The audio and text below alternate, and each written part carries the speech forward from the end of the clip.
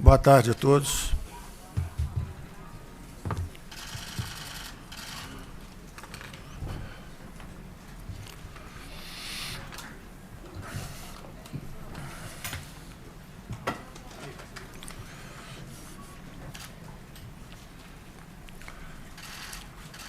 Nós vamos falar hoje sobre o Pacto Federativo.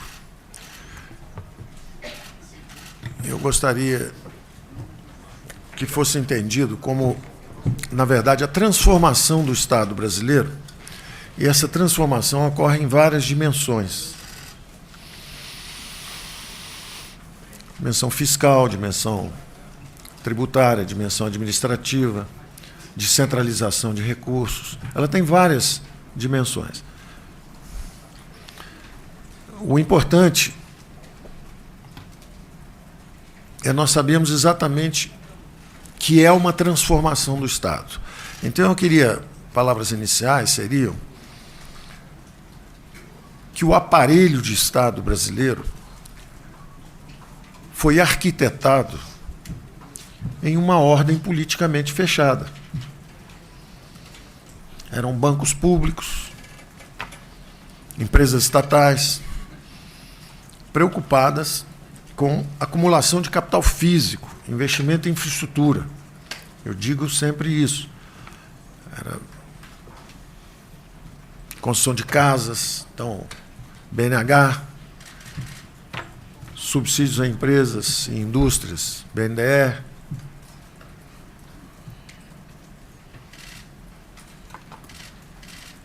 infraestrutura física, grandes empresas estatais construindo infraestrutura brasileira, Eletrobras, Siderbras, Telebras, Nuclebras, Portobras. É uma concepção de Estado que existe ainda hoje em alguns países. E é natural que esse aparelho de Estado tenha produzido aquilo que se esperava dele, foram os investimentos em infraestrutura, nos anos 70. E nos anos 80, meados de anos 80, o Brasil abre politicamente. E começa um redesenho do Estado. E eu, durante a campanha, disse isso, tenho repetido várias vezes, um Estado robesiano, um Estado moldado numa ordem politicamente fechada, começa a se transformar num Estado russoniano, para atender às legítimas aspirações sociais de uma democracia emergente. O que uma democracia pede é diferente do que uma ordem politicamente fechada pede. E começa a transformação do Estado brasileiro.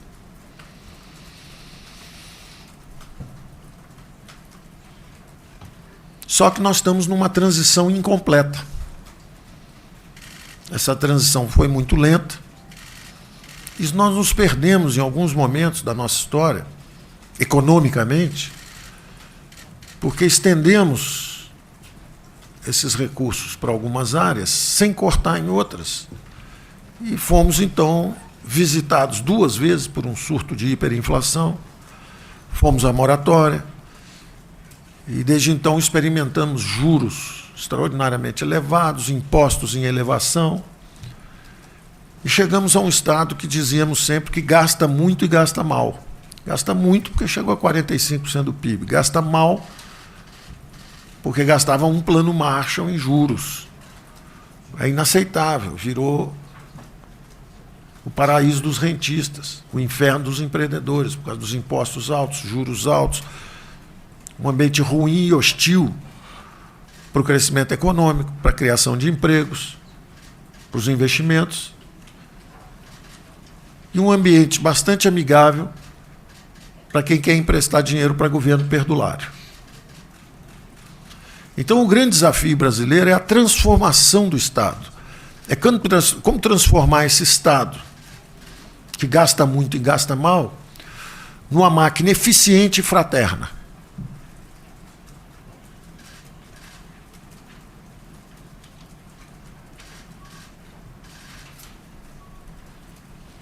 Então, o programa, o Pacto Federativo, na verdade, é uma proposta E ao contrário do que ocorreu na reforma da Previdência, onde, se por um lado havia um ambiente mais maduro para a conversa, houve também alguns enfrentamentos, dessa vez, ao contrário. Os líderes na Câmara de Deputados, os líderes no Senado, presidente da Câmara, presidente do Senado,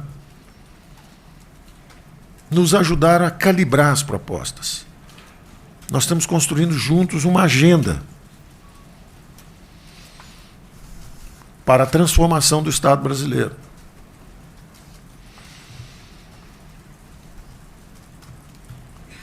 Essa transformação, como eu disse, ocorre em várias dimensões. Então, o Pacto Federativo é como se fosse um livro com vários capítulos. Ele é um grande acordo político para completar uma transição incompleta. A transição está incompleta. Nós saímos de uma ordem politicamente fechada, com um Estado aparelhado, para fazer infraestrutura, e fomos em direção à democracia, que tem suas legítimas aspirações, mas os meios de atender não são ainda os mais eficientes. Então você acaba gastando muito dinheiro, e aí os exemplos de desperdício são abundantes, de ineficiência são abundantes. 280 fundos parados, subsídio por um lado para empresas grandes e nada para as empresas menores, quando na verdade devia ter uma enxurrada de microcrédito e menos subsídios para as empresas grandes. O governo virou uma gigantesca máquina de transferência perversa de renda. Então nós estamos tendo que corrigir isso. A reforma da Previdência foi uma dimensão dessa reforma do Estado também. E agora nós vamos entrar em outras dimensões. Então, o primeiro capítulo do livro, e esse livro tem 6 capítulos. São 3 PECs enviadas para o Senado, uma PEC enviada para a Câmara, uma PEC para a Comissão Mista e um projeto de lei. Então, como se fossem 6 capítulos de um livro. Vamos abordar rapidamente, e a equipe está aqui para tirar todas as dúvidas, no detalhe, é um time extraordinário, com muita experiência, estão aí há várias batalhas, 10, 15, 20 anos de experiência esse time tem. Foram extraordinários na construção disso, e essa solução não é só nossa, e eu vou, nos diversos capítulos, mencionar a colaboração de outros órgãos que nos ajudam muito e têm nos ajudado. O primeiro capítulo, eu chamaria propriamente da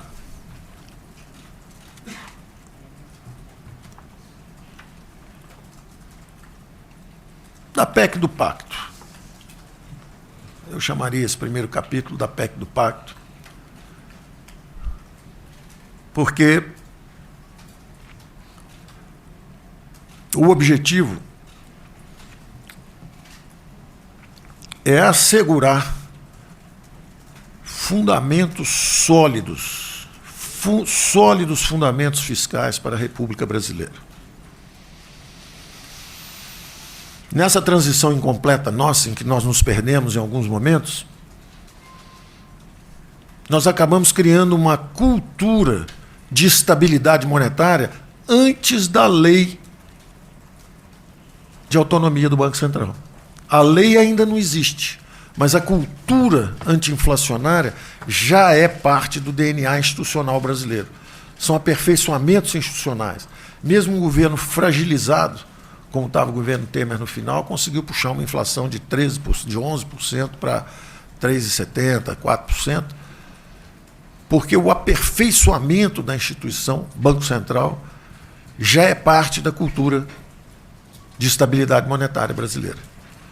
Então, é um caso interessantíssimo de como, visitados pela hiperinflação, pela tragédia da hiperinflação, nós adquirimos uma cultura de estabilidade monetária antes da lei. Só que no front fiscal aconteceu exatamente o inverso. Nós trocamos a emissão inflacionária de moeda pelo endividamento em bola de neve. Estamos agora em torno de 5,5 trilhões, quase 80% do PIB como endividamento. Porque não temos ainda a cultura de responsabilidade fiscal, apesar de termos a lei de responsabilidade fiscal. É o inverso do que ocorreu na área monetária. Os fundamentos de uma república saudável, precisa de fundamentos fiscais e monetários bem estabelecidos. Curiosamente, não temos a lei da autonomia do Banco Central, mas já temos a cultura anti-inflacionária, porque fomos visitados pela hiperinflação. No caso do endividamento em bola de neve, é exatamente o contrário. Nós já temos a responsabilidade fiscal há mais de uma década e não temos a cultura da responsabilidade fiscal. Municípios, milhares de municípios quebrados, dezenas de estados quebrados, e a União só não quebra porque se endivida em bola de neve.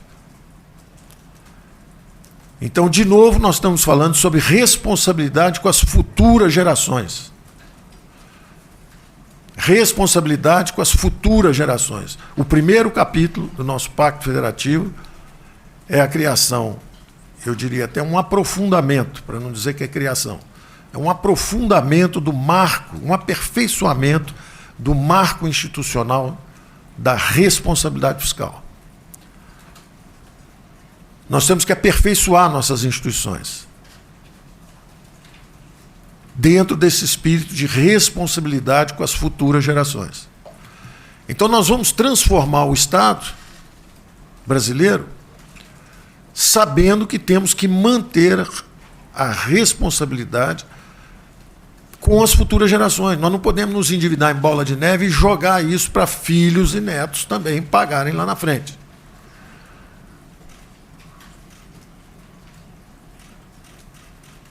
Estamos criando o Conselho Fiscal da República.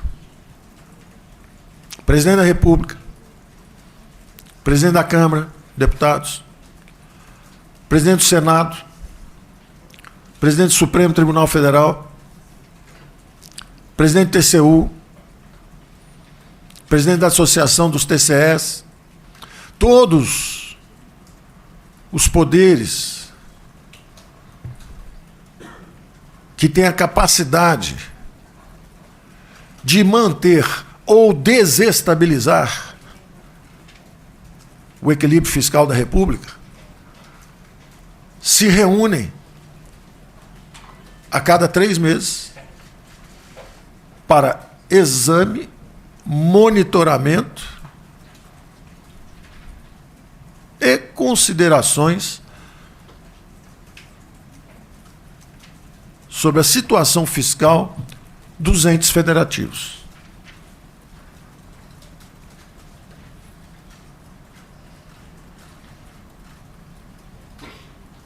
O presidente do Supremo,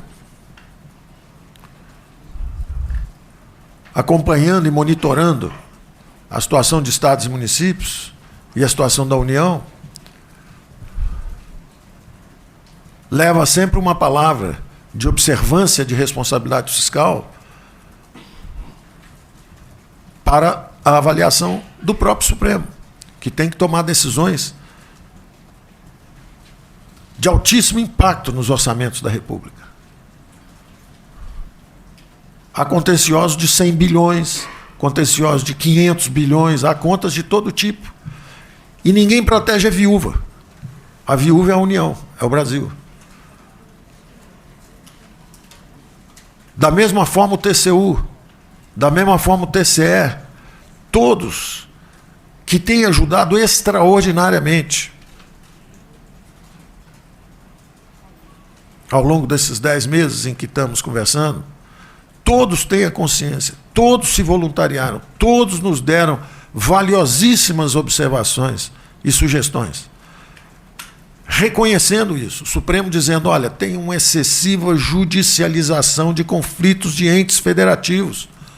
Um Estado começa a brigar com a União e jogam o pepino lá para o Supremo. Quando, na verdade, isso deveria ter sido resolvido previamente. Em contenciosos, como a gente vê toda hora. Um está sendo trabalhado agora pelo próprio ministro Gilmar Mendes com a Lei Candir, exigências passadas, quando há todo um futuro a dividir do pré-sal vindo e nós brigando por disputas passadas, disputas que não acabam nunca, não se encerram, criam contenciosos, instabilidade fiscal. Da mesma forma, 280 fundos com dinheiro carimbado, mais de 200 bilhões carimbado, dinheiro empossado que não consegue ser utilizado justamente para melhorar o bem-estar da população.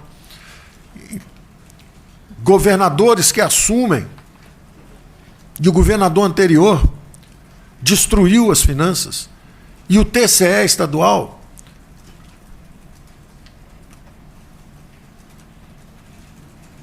aprovou as contas num episódio claramente de transgressão da responsabilidade fiscal.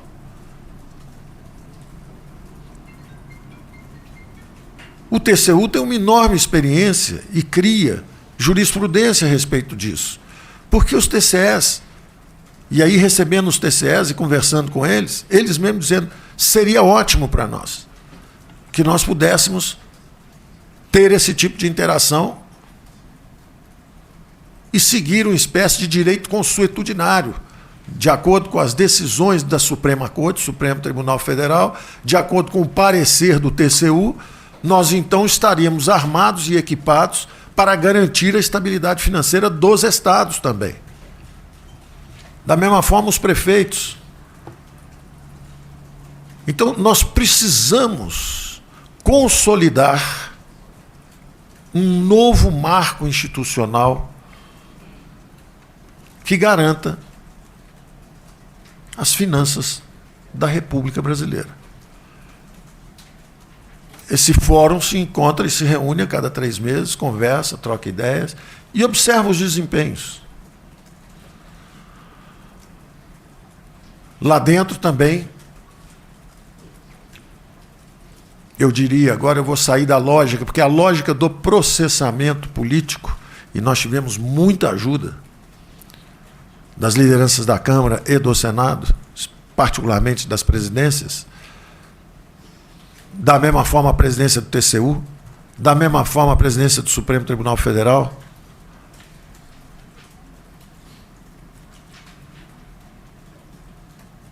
Nós tivemos muitas sugestões e justamente formulamos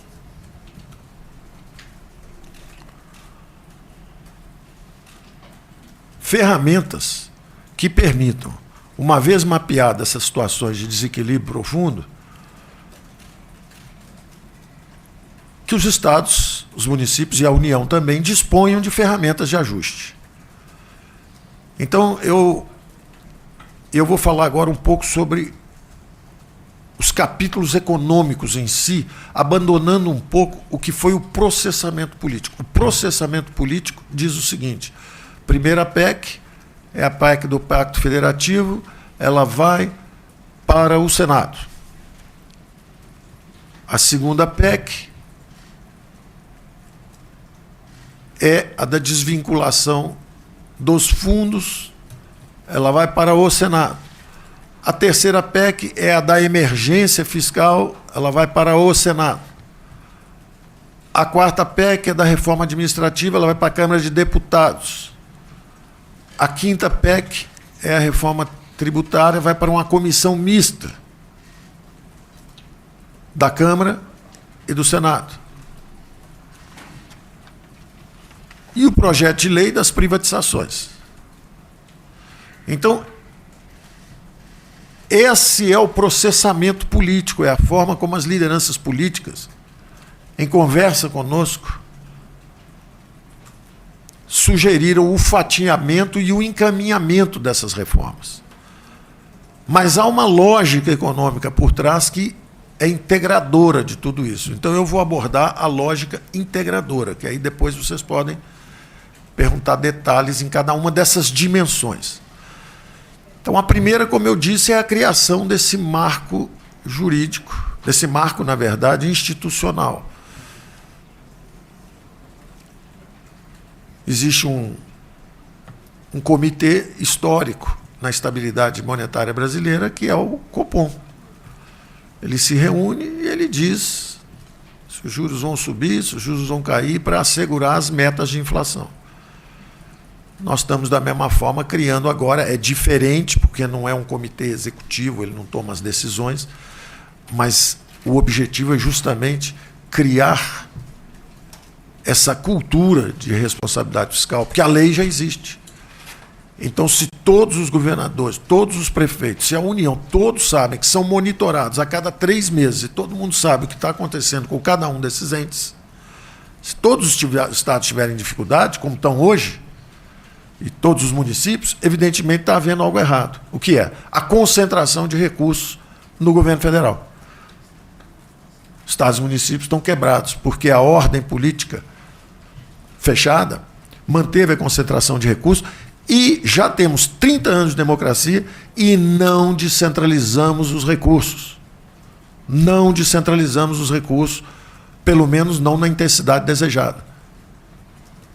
É verdade que parte das políticas públicas já é atendida de forma descentralizada, quando você tem um SUS. Mas a formulação, a concentração de recursos, quem decide para onde vai, para onde não vai, era o governo federal ou, como diz numa imagem brilhante, o nosso experiente Mansueto, o Brasil é gerido por um software. Então, um software que fica rodando, manda dinheiro para todo mundo, dá aumento para todo mundo, faz progressão automática de carreira, dá dinheiro para cada setor e tal. E, no final,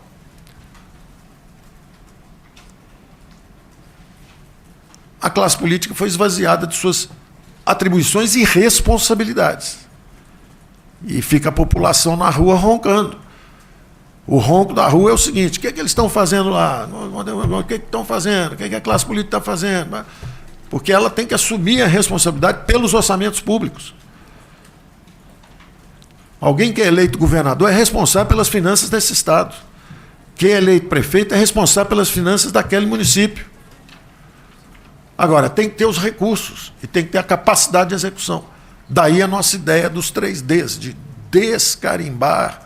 Na verdade, eu usei a expressão desobrigar, desvincular e desindexar os gastos. Quebrar o software e atribuir essa responsabilidade à classe política. Esse era o projeto original. Evidentemente, conversando, nós não somos revolucionários. Os liberais nunca são revolucionários. Os liberais são evolucionistas. O Brasil não estaria pronto para desindexar, desvincular e desobrigar tudo de uma vez. Afinal de contas, há uma cultura política em funcionamento. Então, em conversa, justamente com todos esses atores, TCU, TCE, Ministro Supremo, governadores, nós estamos criando essa agenda de discussão, que é a agenda da transformação do Estado brasileiro. Então, esse primeiro capítulo é o capítulo exatamente que trata da criação desse fórum, que é esse Conselho Fiscal da República, para que haja esse exame e ele tem, inclusive, as ferramentas para a correção dos desequilíbrios.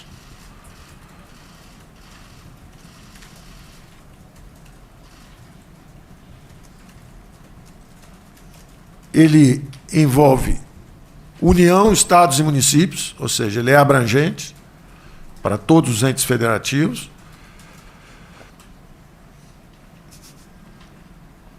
Ele dispõe sobre mecanismos voluntários de ajuste. Um governador, e eu vou dar exemplos específicos para as pessoas entenderem exatamente do que nós estamos falando. O governador Caiado assumiu, dia 1º de janeiro, ele sabia que o Estado estava mal. O governador Zema assumiu, o primeiro dia ele sabia que o Estado estava mal. O governador Eduardo, Rio Grande do Sul, primeiro dia sabia que estava mal. Poderiam ter pedido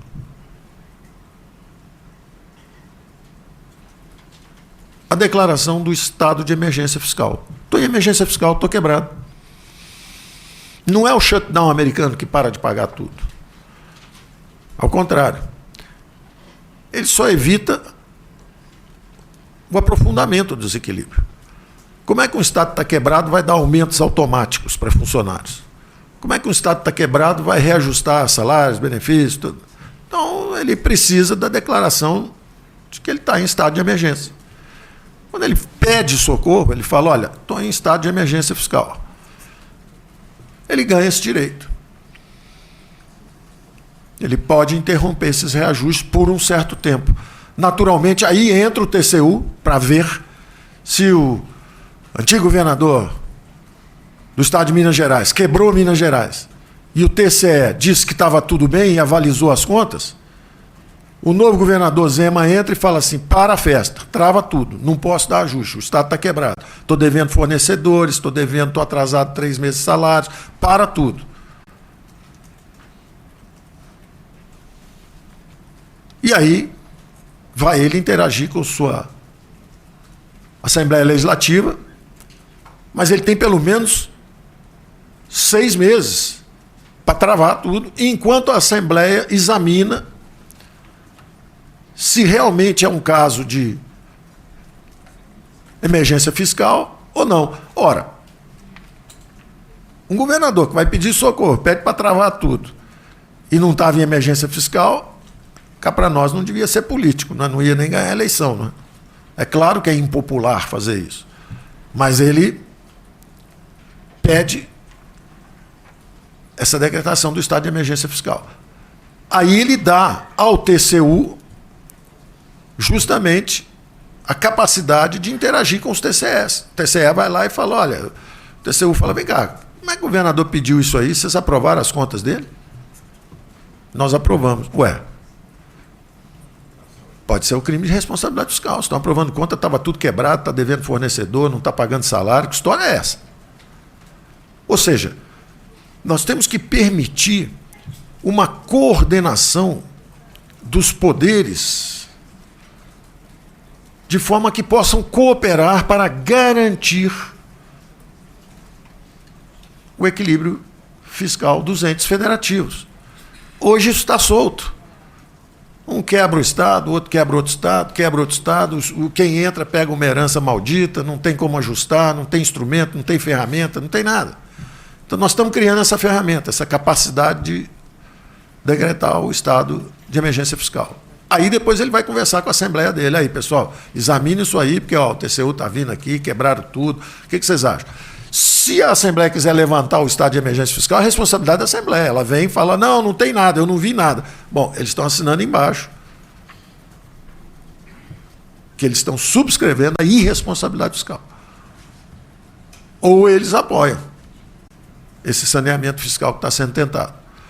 Esse é o estado de emergência fiscal. Agora, pode ser que um governador não queira decretar isso. Não tem problema. Vida que segue para ele. Só que lá na frente, ele dispara travas automáticas para acabar com a festa dele. Se ele não tem coragem política de enfrentar o problema de frente, se ele está achando que ele pode ser irresponsável, talvez como o governador anterior, e vai empurrar essa bola para frente para gerações futuras e entregar um Estado quebrado, Estados empobrecem. Não são só os países. Minas Gerais é do tamanho da França. Você pode destruir uma população de milhões de brasileiros que vivem lá justamente por irresponsabilidade fiscal. Então, nós não podemos assistir isso passivamente. Nós temos que criar um ambiente que melhore a coordenação entre os diversos poderes, que eles possam conversar e mantendo a hierarquia entre os entes federativos, pelo menos ajudar a solução.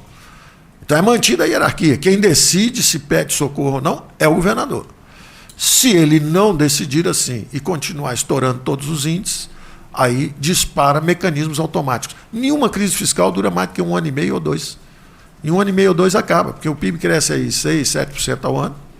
Vai ter crescimento econômico, 2%, 3%, inflação de 3%, 4%. O PIB cresce 7% ao ano, 2 anos cresce 15%, se as despesas ficaram travadas. E aí nós atenuamos bastante isso. Nós íamos desindexar tudo. Mantivemos indexação de salários mínimos, mantivemos dos benefícios previdenciários, já que tínhamos feito uma reforma da Previdência, pedido do presidente Bolsonaro. Da mesma forma que cada político pediu também uma coisa que fosse mais importante, ou aqui ou ali, governadores pedindo, olha, eu preciso de travas, eu não tenho ferramenta para gerir. Então, esse primeiro capítulo é a criação do marco, o segundo capítulo é justamente essas ferramentas de controle de despesa, onde você tem, primeiro, esse estado de emergência, depois as travas automáticas e, finalmente, os mecanismos auxiliares, que nós chamamos, inclusive, de plano Mansueto. O governador que falou, olha, eu estou em estado de emergência fiscal, você trava as despesas, não pode dar aumento de salário e ter progressão automática de salário, quem está quebrado. Então, você trava aquela despesa ali um pouco, ao mesmo tempo, você dispara uma antecipação de recursos, você calcula quanto vai ser o ganho fiscal com essa trava por um certo tempo, ao mesmo tempo você pode antecipar alguns recursos para tocar saúde, saneamento, policiamento, o plano Mansueto entra dando essa folga de recursos por um tempo, mas esse recurso não pode ir para aumento de salário. A máquina não pode gastar mais consigo do que com a população. Hoje é essa a situação. Vários estados chegam a 80% entre ativos e inativos. Quer dizer, na verdade, nós existimos para servir a máquina, em vez de a máquina nos servir. Essa é a transformação do Estado que nós temos que fazer. Nós queremos não um Estado de autoridades que manda na gente, vive às nossas custas e gasta mais do que nós mesmos recebemos de serviço. Nós queremos um Estado que nos sirva. Nós queremos inverter essa lógica. Em vez de ser uma lógica da autoridade, é a lógica dos servidores públicos. Então, para nos servir, saneamento, água, educação, saúde, segurança. E não uma máquina que existe para si. Era a terceira grande item de despesa. O primeiro grande item de despesa, Previdência. Nós fizemos a reforma da Previdência. Segundo grande item de despesa, juros. Eu quero anunciar aqui os cálculos que você fez, o que seriam os nossos gastos, caso a dívida continuasse crescendo como estava, e com aquele juro de 7%, e o que elas são hoje, chega a quase 100 bilhões, o que nós economizamos em juros para frente. Então, atacamos a segunda grande despesa também, e agora estamos indo para a terceira, que é justamente permitir a quem está em desequilíbrio travar essa concessão automática de aumentos num país em crise, com desemprego enorme, dá uma travada lá. Então, essa é a situação de emergência fiscal, é o capítulo que nós chamamos de 2. Tem uma versão um pouco mais aguda disso, mas não é a nossa. A nossa é interessante isso, porque quando começou, a nossa era bastante abrangente, com uma potência fiscal de quase 50 bilhões, e a que estava na Câmara era mais frágil, que era a do Pedro Paulo, que cobria só a União. A nossa cobria estados e municípios e tinha muita potência. Fomos interagindo com a classe política, fomos calibrando para menos e ele foi calibrando para mais. Aí ele botou dentro estados, União, começou a botar todo mundo para dentro, estados, municípios, e foi calibrando para mais. Nós fomos calibrando para menos. Parece que ele deu uma declaração que a dele hoje é mais potente que a nossa. Problema nenhum. Elas conversam entre si ali na frente. Queremos parabenizá-lo pela iniciativa, pelo esforço, e talvez até pelo conhecimento. Ele está, de repente, conhecendo mais até da classe política do que a gente, porque ele acha que a dele tem mais potência e pode ser aprovada. Nós vamos torcer por ele, mas nós enviamos uma um pouco mais branda, mas que tem todas essas travas automáticas, e ela não era só por 2 anos, que era a emenda dele. A emenda dele era de emergência para a União por 2 anos, para abrir espaço de gasto. Por 2 anos, quebrando um pouco essas despesas discricionárias que subiam sem controle. Então, para atender a regra de ouro, ele quebra um pouco isso e nos permitir aí ter um espaço de gasto por 2 anos. O nosso não é isso. O nosso é a criação de um marco institucional para 100 anos. Não é só para esses 2 anos e só para a União, como era o objetivo inicial dele. Então, o nosso é a criação realmente de um marco institucional de referência. Bom, o terceiro capítulo eram as desvinculações dos fundos. Falamos sobre isso já. Bilhões e bilhões empossados por aí, a cada ano 16 bilhões, 20 bilhões ficam empossados, isso vai acumulando, o total já chega a 220 bilhões. E a nossa dívida já passou dos 5 trilhões, quando, na verdade, nós devíamos usar isso, consolidar, reduzir dívida, melhorar a situação fiscal, mas, essencialmente, melhorar a alocação de recursos públicos. Esses fundos, nós já dissemos, como exemplo, às vezes juntou um pirata privado, uma criatura do pântano e um burocrata mal intencionado, e aprovaram um fundo 30, 40 anos atrás. Um morreu, o outro fugiu para Miami, o outro vive em Portugal, e o fundo está aí até hoje. Então a nossa classe política tem a responsabilidade e certamente terá a competência de reexaminar esses 280 fundos. Os constitucionais, exatamente também pelo processamento político, as principais lideranças foram colocados à parte, quer dizer, deixa esses fundos constitucionais aí, vamos examinar os outros, esses que podem ter sido criados por influências que não eram republicanas, vamos examinar esses fundos e o Congresso escolhe os que seguem e desativa os que são para ser desativados. Tudo isso são recursos que vão para estados e municípios. E entramos, então, no quarto capítulo, que é a descentralização dos recursos. Nós queremos descarimbar o dinheiro para descentralizar. Nós queremos realmente uma democracia participativa. O prefeito foi eleito, ele tem que ter dinheiro para saúde, educação, saneamento, para segurança. O nosso presidente foi eleito dizendo, olha, o dinheiro tem que ir para a ponta, o dinheiro tem que ir onde o povo está. Nós vamos transferir até 500, pode chegar a 500 bilhões. Alguns de nós dizem 400, porque dizem, bom, como teve uma desidratação de 100, a gente pode tirar os 100. Mas não, eu acho que se a PEC paralela, sendo aprovada, trazendo os municípios para dentro da reforma previdenciária, em vez de ter 1 trilhão para a União e os municípios, estados e municípios fora, é mais saudável para o país e para a federação que sejam os 800 bilhões para a União, mas que estejam dentro dos estados e municípios com a aprovação da PEC paralela. Eu nem me incomodo com essa desidratação de 100 bilhões que aconteceu se trouxermos a PEC paralela para dentro, porque é um visível ganho para toda a União do ponto de vista de responsabilidade fiscal com as futuras gerações. Não estamos pensando em nós aqui, 1 ano, 2 anos, 3 anos. Nós estamos pensando em 10, 15, 20, 30 anos à frente, o que acontece com as futuras gerações. Que nós estamos nos endividando como se não houvesse amanhã. Nós estamos empurrando essa bola de neve para frente, isso é uma avalanche de dívida. E isso tem impedido o Brasil de crescer, com juros altos, com a desaceleração econômica. Então, essa transformação do Estado é, antes de tudo,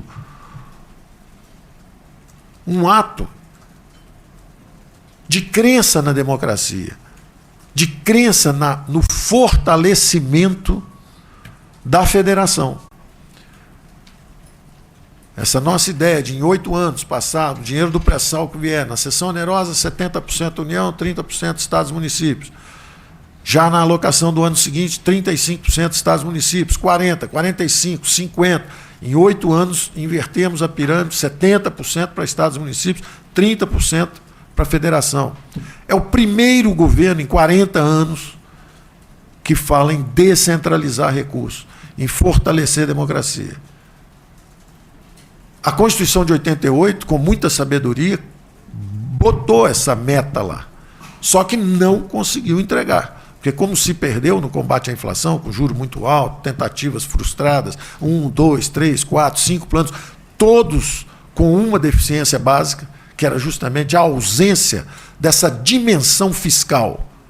Faltou sempre a todos os planos, inclusive ao melhor deles, que foi o real, foi brilhante do ponto de vista monetário, faltou a dimensão fiscal.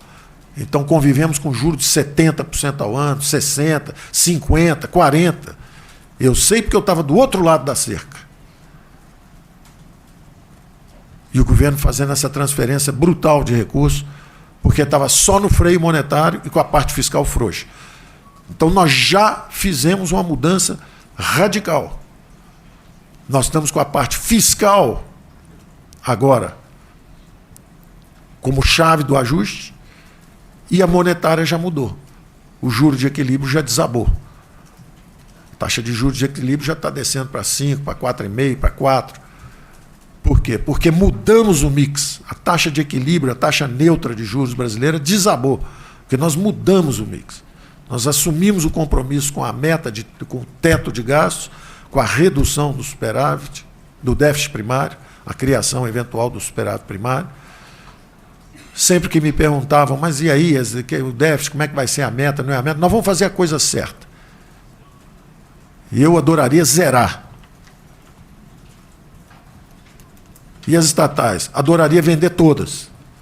Isso é uma declaração da direção para onde nós estamos indo. Agora, não quer dizer que é factível.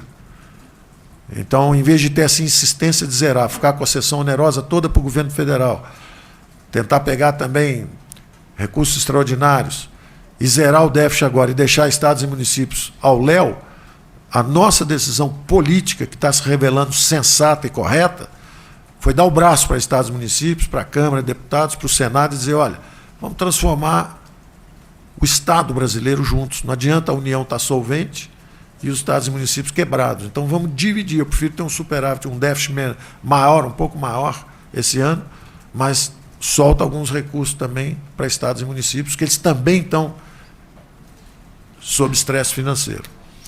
Então esse capítulo 4º nosso é a descentralização dos recursos, é para assegurar. Cada um dos capítulos tem uma finalidade básica. O primeiro capítulo, assegurar as finanças, os fundamentos fiscais sólidos das finanças da República Brasileira. Segundo capítulo, permitir correção com mecanismos automáticos ou complementares, como o Plano Mansueto, de desequilíbrios fiscais. Nenhuma crise fiscal vai durar mais do que 1 ano e meio ou 2. Porque você trava as despesas automaticamente, é o shutdown na brasileira, quer dizer, é suave, paga todo mundo, só não faz absurdo, que é ficar dando aumento quando você está quebrado. Espera 1 ano e meio, as receitas sobem e você acaba se reequacionando. E nesse intervalo, os recursos estão aqui com o Plano Mansueto. O outro capítulo, descentralização de recursos, para quê? Fortalecimento da federação. Nós queremos uma federação forte. O povo vive nas cidades. O problema de falta de segurança é na cidade. Você vive na cidade, você é assaltado na cidade, você é baleado na cidade. Você precisa de segurança lá. Não é o dinheiro aqui em Brasília na mão dos ministros, não. É lá embaixo. Nós temos que acreditar na democracia, descentralizar os recursos. Ah, mas você confia no prefeito, ele pode desviar recursos. Ele está sob a vigilância da população lá. E cá para nós, governo centralizado andando fazendo muita besteira com dinheiro público nos últimos anos, né? Eu confio na descentralização, eu confio na democracia, eu confio nessa coordenação dos poderes. TCS, TCUs, Congresso, Supremo. Eu confio nessa descentralização. Em vez de ficar, como vimos no passado, meia dúzia de pessoas em Brasília decidindo tudo, quando você erra pesado mesmo, erra grande. Nós precisamos descentralizar. A essência da democracia é a limitação dos poderes e a descentralização desses poderes. Então, o que parece que é uma crise, essa briga entre Congresso, Senado, Supremo, isso, na verdade, é uma saudável dinâmica de uma sociedade aberta, aperfeiçoamento das instituições, demarcação de território, até onde vai o Ministério Público sem ser abuso de autoridade, até onde vai o Supremo sem ser proteção de impunidade, até onde vai o Executivo sem estourar estados e municípios, até onde vão os estados e municípios contando que qualquer irresponsabilidade será paga pela viúva, que é a União. Nós temos que apostar na maturidade democrática. Eu aposto, eu sou um observador e um participante de 30 anos de democracia, aperfeiçoando instituições. Todo ano um aperfeiçoamento novo e melhorando e lentamente. E então estamos dando esse passo agora na direção da transformação do Estado. O outro capítulo, reforma administrativa.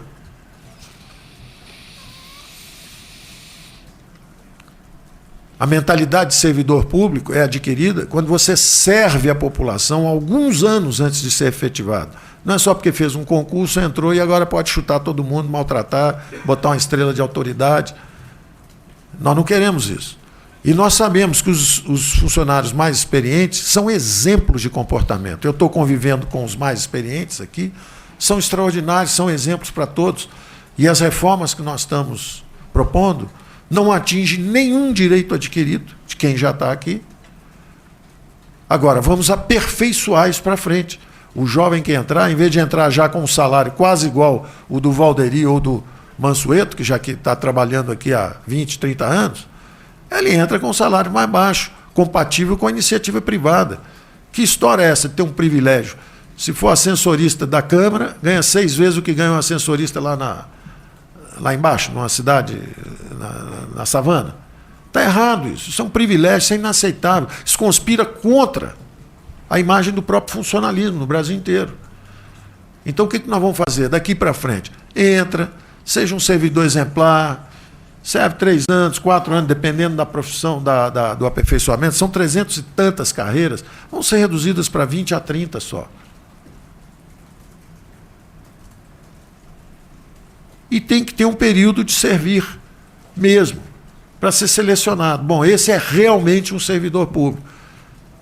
Ganha estabilidade de emprego, sem filiação partidária. Tem filiação partidária, você não é servidor do Estado brasileiro. Você é militante. Vou dar estabilidade para um sujeito que pode ser militante à vontade, agora não tem estabilidade, é igual qualquer um de nós. Nós também temos partido, todo mundo anuncia, faz o que quiser. Agora estou mexendo com recurso público, estou com carteirinha de partido, peraí, estabilidade de emprego exige, é como as Forças Armadas também, eu sou um servidor do Estado brasileiro. Não é do governo A, governo B, governo C. Então isso é um aperfeiçoamento inspirado por eles mesmos. Eles são a referência. Os melhores funcionários públicos são as referências para as reformas que nós estamos propondo. Evidentemente, estudamos também o sistema na Inglaterra, nos Estados Unidos, na Alemanha, na França, e estamos propondo essas mudanças para frente. Como 40% estão se aposentando aí nos próximos 5, 6, 7 anos, já aconteceu particularmente conosco no INSS, houve alguns milhares que se aposentaram e foi tudo digitalizado e 97 serviços, pelo menos 92 já são totalmente digitalizados. Houve um aumento enorme da produtividade e uma valorização dos servidores que ficam, que são os que têm estabilidade, são os que têm ainda o aumento automático, isso tudo que nós não queremos que sejam as novas gerações tenham esses privilégios. Porque hoje, à luz das finanças da República, são privilégios. Só que nós estamos reconhecendo como direitos adquiridos lá de trás. Mas queremos mudar essa mentalidade para frente. E contamos exatamente com o comportamento exemplar dos atuais. Não é fácil. Eles mesmos estão ajudando a formular a reforma da Previdência, que os atinge. As reformas da carreira no futuro. Então, essa dimensão da reforma administrativa também está pronta e, evidentemente, submetida ao Congresso. O Congresso pode mexer à vontade. O que nós fizemos, ao contrário de pacote, pacotão, não sei o que, eu até brinco, não é um pacote, são alguns pacotes. Então, não tem problema. Quer chamar de pacote, então chama, mas chama de pacotes. Porque são alguns, não é um só, tem várias embalagenzinhas. Eu não gosto porque eu acho que ela não reflete o nosso espírito. O nosso espírito é um espírito de uma agenda de transformação para o Congresso brasileiro. A classe política se debruça sobre isso, mexe, altera. O pacote é de outros tempos, quando você baixava e estava aprovado na marra. Não tem nada disso que nós estamos fazendo. Nós assistimos na reforma da Previdência, tirar o BPC, tirar o rural, e aplaudimos o resultado democrático. Problema nenhum. Como assistimos agora ao Senado voltar com estados e municípios e colocar dentro. E estamos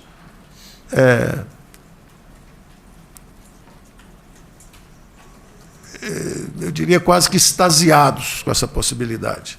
Porque é realmente espetacular, é um funcionamento espetacular do Congresso. Quer dizer, ele recalibra um pouco a proposta original da Câmara, mas adiciona uma dimensão que faltava, que são os estados e municípios.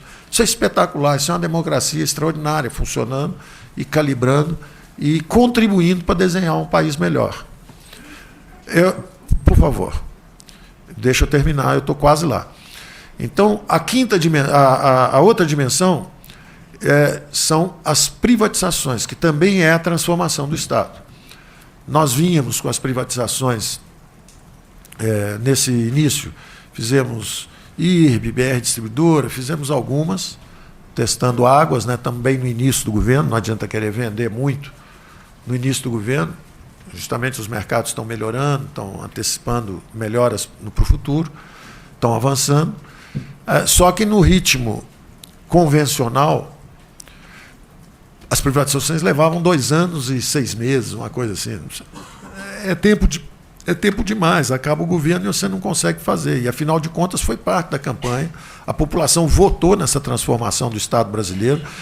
Isso, na verdade, é para liberar recursos para saúde, educação, saneamento. É a transformação do Estado, vamos sempre lembrar disso.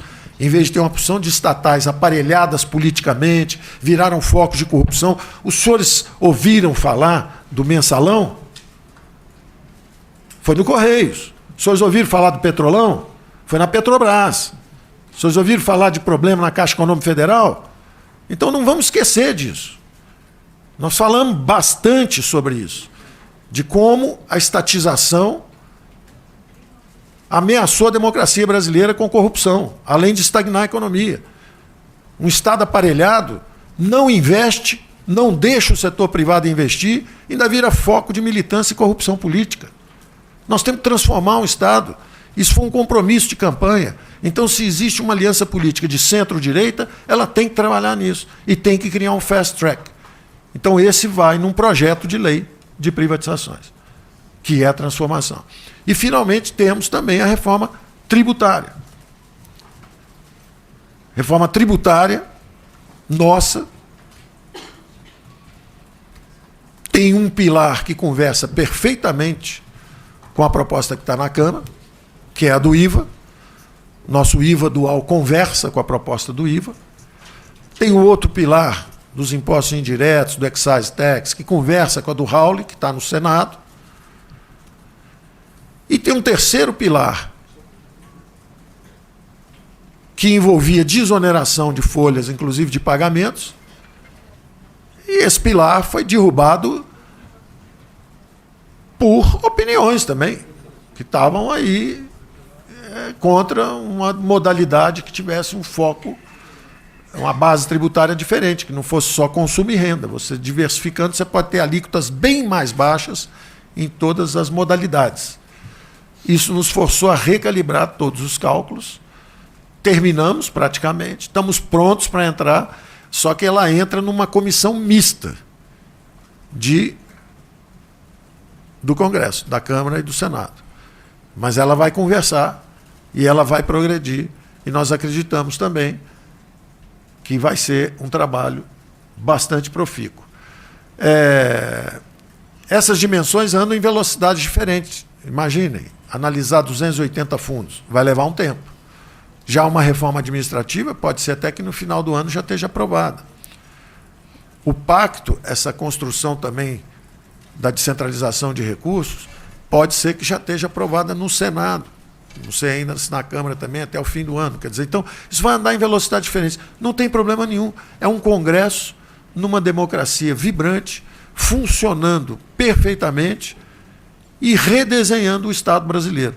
E sempre repetindo, essa reforma do Estado prevê uma transferência de até 500 bilhões de reais para estados e municípios ao longo dos próximos 15 anos, de forma a garantir, assegurar a melhor execução de políticas públicas, garantir os serviços públicos essenciais de saúde, saneamento, educação, segurança para a população brasileira. Então, é algo, quando as pessoas olham para um pedaço, falam, você está vendendo estatal por quê? Para que o seu filho tenha melhor educação, saúde, saneamento. É por isso que nós estamos vendendo uma estatal. Para, em vez de ficar sendo um foco de corrupção, de desvio de recursos, de paralisia de investimento público, que seja outra coisa. E quem está pedindo isso não sou eu, não. É a ordem democrática. É a democracia que está pedindo esses recursos. Nada contra a estatal. Só que os recursos são necessários para a saúde, habitação, para outras coisas. Então, vamos usar recursos privados para fazer chapa de aço, para fazer perfuração de petróleo, para entregar carta. Deixa o setor privado cuidar disso e vamos, com o governo, garantir creche, saneamento, educação básica, saúde, segurança pública, que foi exatamente a plataforma que elegeu o presidente. Então, eu fico por aqui. Eu vou ter que sair para uma outra reunião. Posso, de repente, responder uma ou duas perguntas rápidas, mas a equipe está aqui e a equipe, quem conhece esse negócio mesmo é a equipe. Eu estou aqui só fazendo a propaganda do time. A turma que joga fica de manhã, de tarde, de noite em cima desses números, conhece tudo no detalhe, está aqui. Eu sou só um feliz companheiro de viagem dessa turma que eu encontrei aqui, que são brasileiros comprometidos com a mudança, muito experientes, não nos deixam cometer grandes erros. Erros todos vamos cometer, mas eles garantem que a gente não cometa os grandes erros. Até porque testemunharam muita coisa que foi feita errada e querem acertar e querem melhorar o Brasil, tá certo? Então, eu realmente vou ter que ir, eu deixo você com eles, mas eu volto. Acabando lá, eu venho correndo para cá, se vocês quiserem, ainda converso com vocês. Vamos lá, você tinha feito uma, eu vou deixar duas, você e você que pularam antes, e depois eu saio.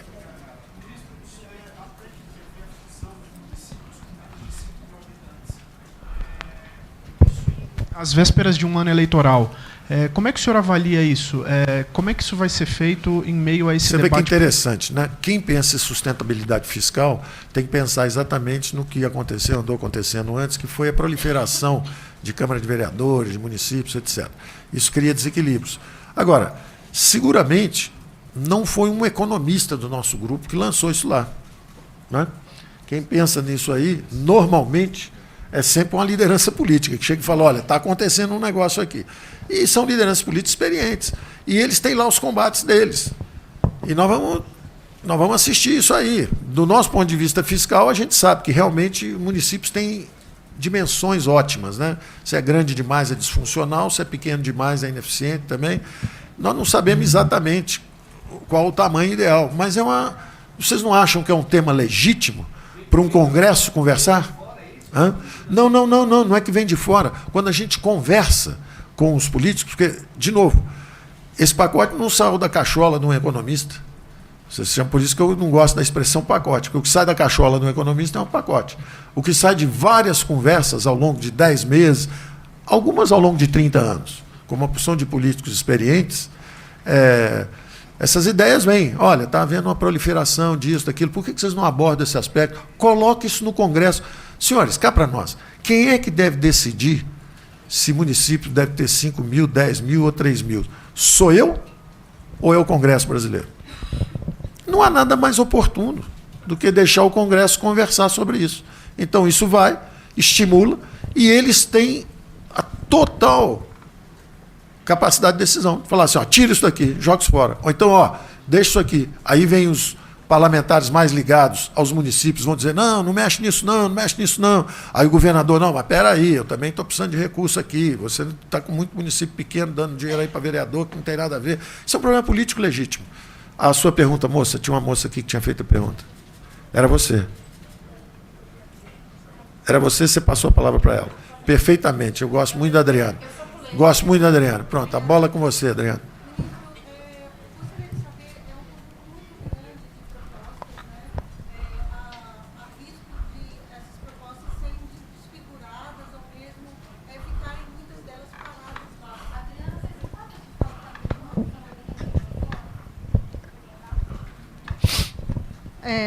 Boa tarde, ministro. O senhor está enviando ao Congresso um projeto muito ambicioso, com muitas propostas. Qual o risco dessas propostas lá no Congresso serem desfiguradas, desidratadas? O senhor mesmo já reconheceu aqui que a sua ideia era fazer algo mais forte, principalmente em relação à desindexação. Eu gostaria de saber também qual o papel do presidente, né, Jair Bolsonaro para reduzir esse alcance dessas medidas e qual a sua previsão de aprovação? O que o senhor vislumbra daqui para frente? Vamos lá. Como eu disse antes, eu acho que são várias dimensões a transformação do Estado. A razão minha de colocar tudo junto, isso é muito interessante. A experiência da Previdência era uma experiência seguinte, era um buraco fiscal que ameaçava implodir o Brasil. Você vê que como o desconto premiu a coisa econômica na hora que isso foi aprovado. Deu um horizonte de 15, 20 anos de estabilidade, os juros descem, a economia começa a andar de novo, começa a recuperar a dinâmica de crescimento. Então, isso era fundamental, era urgente e era quase que um desafio de sobrevivência. Quando acaba isso, entram as demais reformas em pauta. E aí o interessante é que, ao contrário do clima na Previdência, que houve um clima tenso no início, de um governo chegando que não falava a mesma linguagem de um governo, de uma Câmara e de um Senado que estavam também dissociados, estavam diferentes as linguagens. Quando a gente chega, foi muito difícil. Agora, curiosamente, durante esse diálogo inicial, houve muita construção de boa vontade. Muita construção de boa vontade. E justamente eu diria que a ideia de colocar agora uma coisa mais ampla foi até um consenso político das lideranças.